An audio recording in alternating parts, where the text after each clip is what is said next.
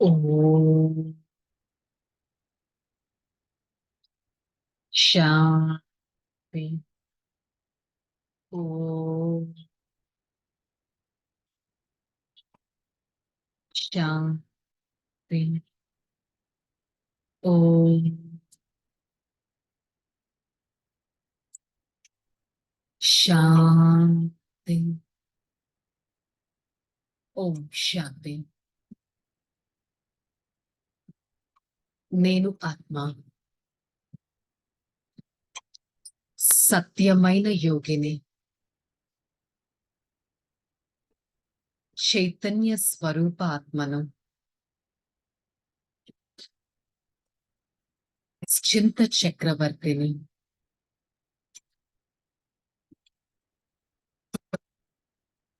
శాంతి, సంపద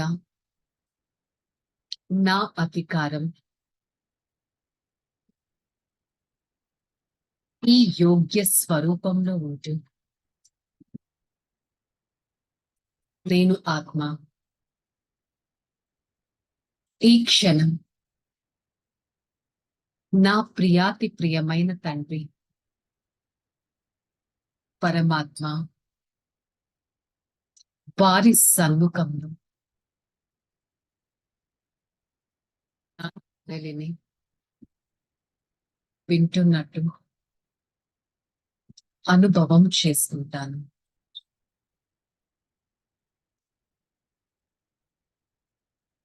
శాంతి.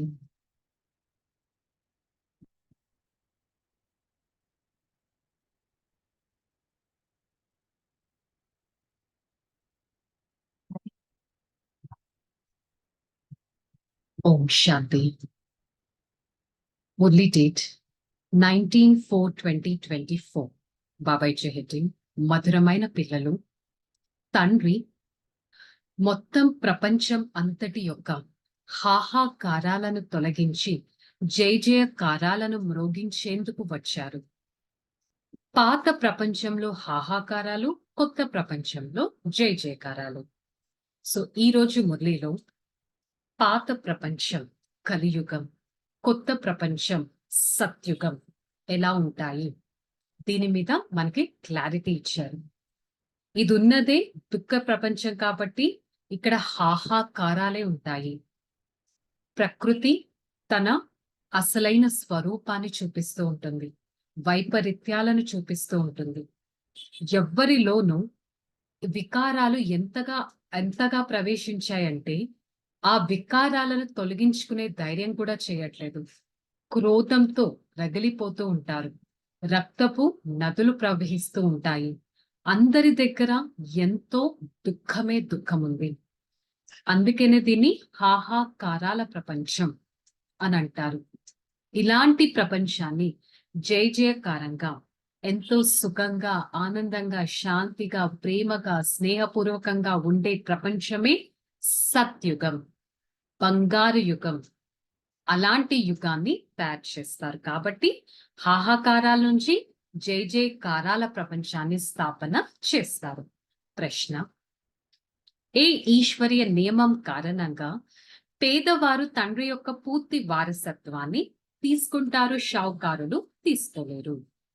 ఈశ్వరీయ నియమం ఏంటి? పూర్తి బికారీగా అంటే ఏంటి?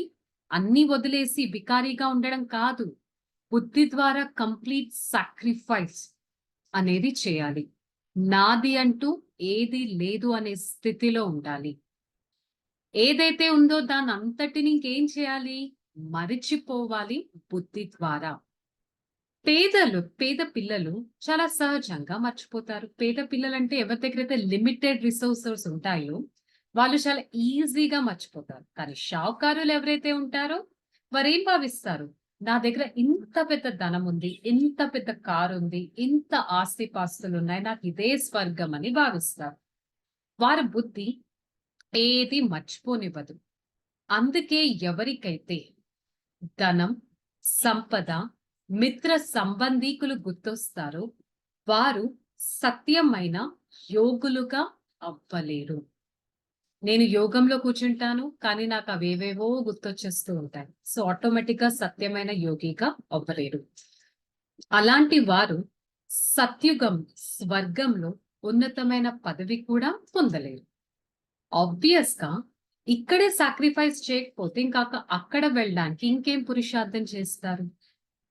మరి అదేంటి? స్వర్గం, సత్యుగం, దేవీ దేవతా ప్రపంచం. ఒక సుందరమైన ప్రపంచం. ఎలాంటి వికారాలు లేని నిర్వికారి ప్రపంచం. శాంతిమయమైన ప్రపంచం. అందరూ ఎంతో సుందరంగా ఉండే ప్రపంచం. ఇక్కడ సుందరంగా అవ్వడానికి ఎంతో రెడీ అవుతారు. ఈ శరీరాన్ని ఎంతగా ఆభరణాలతో దీన్ని అలంకరిస్తారు. కానీ సత్యుగంలో చాలా న్యాచురల్ సౌందర్యం ఉంటుంది కాబట్టి అక్కడ అలంకరించాల్సిన అవసరం కూడా లేదు. ఇక్కడ గోల్డ్ కాయిన్స్ చూస్తే ఎంత కాస్ట్‌లీ ఉంటాయి. కానీ సత్యుగంలో ఉన్నదే బంగారు ప్రపంచం. బంగారు ఇటుకలతో నిర్మించిన ప్రపంచం. అక్కడ కాయిన్స్ యొక్క అవసరం కూడా ఉండదు. బార్టర్ సిస్టమ్ అంటారు కదా! ఇచ్చి పుచ్చుకోవడం. ఆ సిస్టమ్ అనేది అక్కడ ఉంటుంది. మరి ఇక్కడ ఎవరైతే నాకిదే స్వర్గం అని భావిస్తున్నారో వాళ్ళకి కనీసం ఈ జ్ఞానం చెవులో కూడా ఎక్కనే ఎక్కదు. మరి అలాంటి సుందరమైన ప్రపంచం, జయకారాలు మ్రోగించబడే ప్రపంచాన్ని నిర్మించడానికి స్వయం పరమాత్మ వచ్చారు. మరి నేను ఆత్మ ఎంత తెలివైన వారిగా అవ్వాలి? నాకు స్వయం పరమాత్మ సహాయం చేయడానికి వచ్చారు అంటే, నేను వారికి సహయోగి ఆత్మగా అవ్వాలి కదా! ప్రకృతి నా ఆధీనంలో చేసుకోవాలి అంటే, నేను ప్రకృతి పైన కూడా మొత్తం విజయాన్ని పొందాలి కదా! పరమాత్మ నన్ను అంత షావుకారిగా చేస్తారు అంటే, నేను పరమాత్మ హృదయ సింహాసనం పైన ఎక్కడానికి యోగ్యంగా తయారవ్వాలి కదా! నా కోసం కొత్త ప్రపంచం స్థాపన చేస్తారంటే, బుద్ధి ద్వారా నేను ఎంతగా త్యజించాల్సిన అవసరం ఉంటుంది. కానీ బాబా ఏం చూసారు? 10, 15 ఇయర్స్ నుంచి కూడా స్పిరిచువల్ మార్గంలో నడిచే వారికంటే 10, 15 డేస్ నుంచి నడిచేవారు చాలా ఫాస్ట్‌గా వెళ్ళిపోతారు. ఎందుకు? ఎక్కడంతా ఆధారపడి ఉంది? నిశ్చయం. తెగిపోని నిశ్చయం. మే ఔర్ మేరా బాబా. నేను నా తండ్రి అనే మొట్టమొదటి నిశ్చయం మనలో ఎంతగానో ఉండాలి. సో, బాబా ఒక రిజల్ట్ చూసారు. చాలా కొద్ది మందే పిల్లలున్నారు. మురళిని ఎంజాయ్ చేస్తూ, జ్ఞానం చింతన చేస్తూ, సదా సంతోషంగా ఉండేవాళ్ళు చాలా కొద్ది మంది వారే ఉన్నారు. మరి నేను ఆ కేటగరీలో ఉన్నానా? చెక్ చేసుకోవాలి. నా తండ్రి నాలెడ్జ్‌ఫుల్. నన్ను కూడా అలా తయారు చేస్తారు. పరమాత్మ నాలెడ్జ్‌ఫుల్ అంటే దాని అర్థం అది కాదు. ప్రతి ఒక్కరి హృదయంలో ఏముంది, వాళ్ళ మైండ్‌లో ఏం నడుస్తుందో అది తెలుసుకున్న వారు అని కాదు. అది తెలుసుకోవాల్సిన అది తెలుసుకోవాల్సిన అవసరం పరమాత్మకేంటి? నాలెడ్జ్‌ఫుల్ అంటే సృష్టి యొక్క ఆది, మధ్య, అంతిమ రహస్యాన్ని తెలుసుకున్నవారు. తెలియచేసేవారు కూడా. మరి ఇలాంటి తండ్రి నన్ను విశ్వాధిపతిగా చేస్తారంటే, నేను ఆత్మ ఈ చదువు మీద ఎంత ప్రేమగా అటెన్షన్ పెట్టాలి. చదువు ద్వారానే నా ట్రాన్స్‌ఫర్మేషన్ అనేది జరుగుతుంది. ఈ చదువుని అంత అటెన్షన్ పెడుతున్నానా? చదువుకి రెస్పెక్ట్ ఇస్తున్నానా? ప్రతిరోజు చదువుతున్నానా? చదివింది రివైండ్ చేస్తున్నానా? చదివింది గుర్తుపెట్టుకుంటున్నానా? ఇంప్లిమెంట్ చేస్తున్నానా అనేది చెక్ చేసుకోవాలి. ధారణలు తండ్రికి పూర్తిగా సహాయకులుగా అవ్వాలి అంటే ఏం అవ్వాలి? తెలివైన వారిగా అవ్వండి. అంటే నా మీద నేను అటెన్షన్ పెట్టేంత తెలివి నాలో ఉండాలి. స్థాపన మరియు వినాశన కర్తవ్యాలు చూస్తూ పూర్తి నిశ్చయబుద్ధి కలవారిగా అవ్వాలి. తండ్రిని ఫాలో చేయాలి. కంప్లీట్ సాక్రిఫైస్ చేయాలి. అంతేకాని మిత్ర సంబంధీకులు, ఆస్తిపాస్తులు ఇవేవి నాకు మెడిటేషన్‌లో కూర్చున్నప్పుడు గుర్తు రాకూడదు. కంప్లీట్ సత్యమైన యోగి ఆత్మగా అవ్వాలి. వరదానం సంఘటనలో ఉంటూ అందరికీ స్నేహిగా అవ్వే వారే కర్మయోగి ఆత్మలు. అంటే కొంతమంది పిల్లలు సంఘటన, కొంతమంది కంపెనీలో ఉంటూ కూడా అందరితో ఎలా మలుచుకుంటారు? ఎంతో స్నేహంగా మలుచుకుంటారు. కానీ ఇంకొంతమంది చాలా చికాకుగా కూడా మలుచుకుంటూ ఉంటారు. సో, దానికన్నా వాళ్ళతో చికాకుగా మలుచుకునే బదులు దానికన్నా వారికి దూరం ఉండడం ఉత్తమం. అరే గుర్తుపెట్టుకోండి. ఇప్పుడు కలిసే ఈ సంఘటన 21 జన్మలంటే సత్య త్రేతాయుగాల వరకు నడుస్తుంది అంటే మీలోని సంస్కారాలు ఎంత జాగ్రత్తగా ఉండాలి. సో, అందుకని సంఘటనలో ఉంటూ కూడా స్నేహి ఆత్మగా ఉండడం చాలా ఇంపార్టెంట్. స్లోగన్ బాప్ దాదాకి కుడి భుజంగా అవ్వండి, ఎడమ భుజంగా కాదు. ఓకే. సో, భగవంతుడికి నేను ఒక హెల్పింగ్ హ్యాండ్‌గా అవ్వాలి. భారంగా కాదు. సో, ఈరోజు ములు యొక్క హోంవర్క్ తీసుకుందాం. నేను ఎవరితో ఉన్నా స్నేహిగానే ఉంటాను. చికాకుగా ఉండను. వారికి నేను ఇష్టపడే వారిగానే ఉంటానే కానీ, కష్టపెట్టే వారిగా కాదు. Okay. I am a loving soul. Relax. ఓం శాంతి. నేను ఆత్మ. నిశ్చింత చక్రవర్తిని. ఈ సృష్టి యొక్క ఆది, మధ్య, అంతిమ రహస్యాలను తెలుసుకున్న వారిని. నేను కాబోయే దేవాత్మను. రాబోయే దైవీ ప్రపంచానికి చెందిన వారిని. దివ్యమైన వారిని. శ్రేష్టమైన వారిని. స్థిరమైన వారిని. యోగి ఆత్మను. నేను ఆత్మ. అనుక్షణం యోగి స్థితిలో ఉంటూ ఈ బుద్ధిని నా ప్రియమైన తండ్రితో జోడిస్తాను. నేను ఆత్మ. సత్యాతి సత్యమైన సద్గురువును. పాలన చేసే వారిని. ఈ క్షణం నా స్థితిని చూసుకుంటాను. నేను ఎంతగా అందరితో స్నేహంతో మలుచుకుంటున్నాను. నేను ఎంతగా ప్రతి ఒక్కరి నుంచి ఆశీర్వాదాలను తీసుకుంటున్నాను.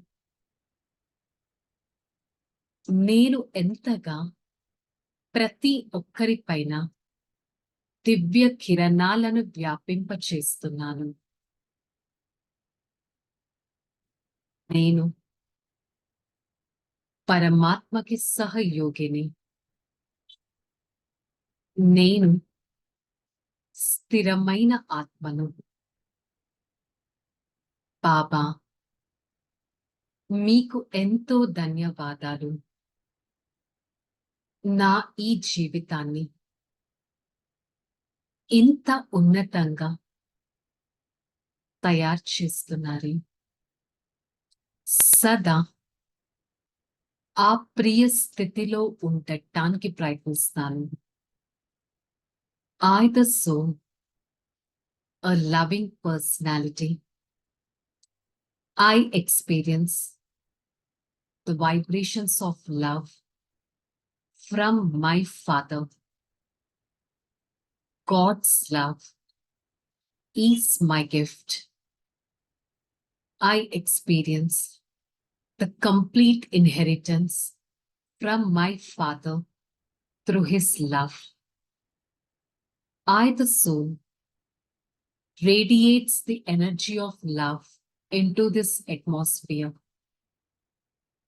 I make sure every person in my company experience the unlimited love of the Supreme Father.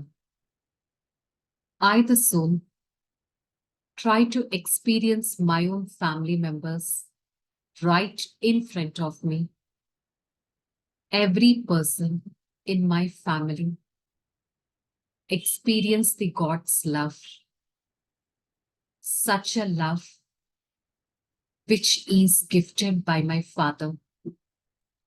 Hey, Father, thank you so much for showing me the path to experience the unlimited love, the path to share the unlimited love towards others.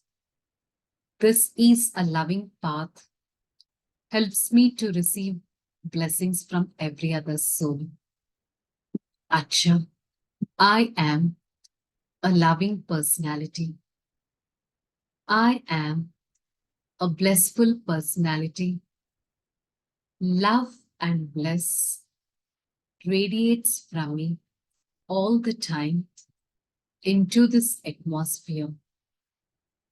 Om Shanti, Shanti, Shanti. I, the soul, experience the unlimited love from the Supreme Father. Spread such love to every part of this body and experience a true loving being all the time. Om Shanti.